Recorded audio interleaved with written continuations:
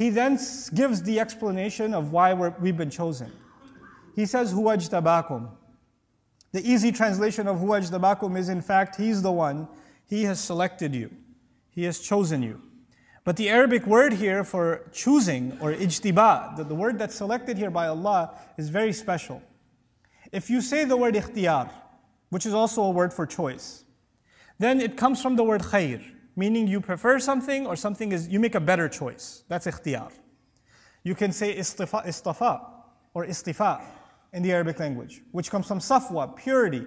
When you make a choice, you don't have to explain to anybody else why you made that choice. For example, when you go shopping and you buy like a blue shirt, you don't owe somebody a scientific explanation, why did you pick the blue shirt, why didn't you get the white shirt? That's istifa, it's purely your choice. There's no rationale necessary. But when you say ijtiba, which is the word Allah chose here, when He described that He chose you and me to be Muslim, that word actually comes from jabu. Jabu in Arabic, in Old Arabic, actually the verb used to be used for tax collection.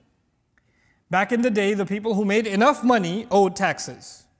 Obviously, even now, you have to be above a certain level minimum income before you're qualified to be selected for tax collection.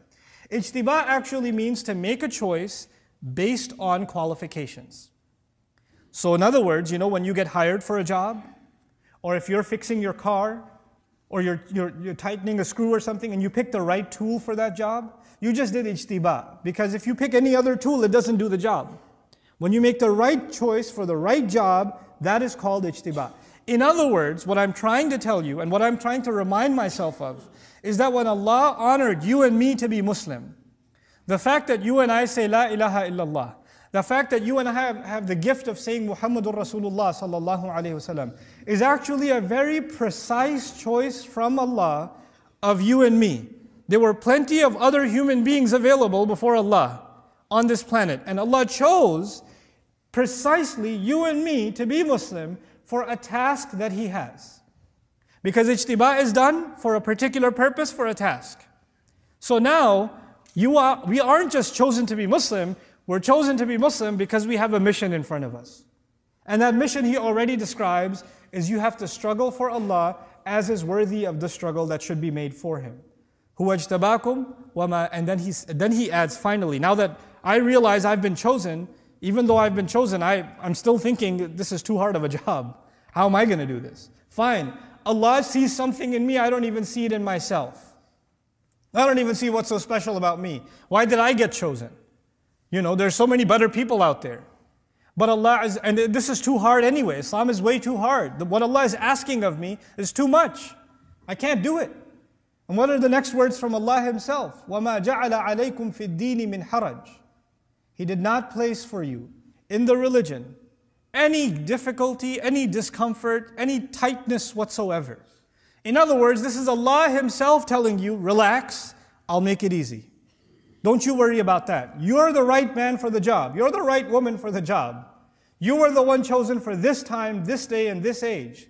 You know, when you look around now, you see that Muslims we're the target of media attention, political craziness. I travel to England all the time. But this last time I traveled, I got exhaustively questioned. What are you doing here? You know, I got questioned, like, why are you here? That's never happened before.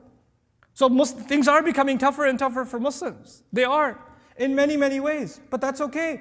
You know what?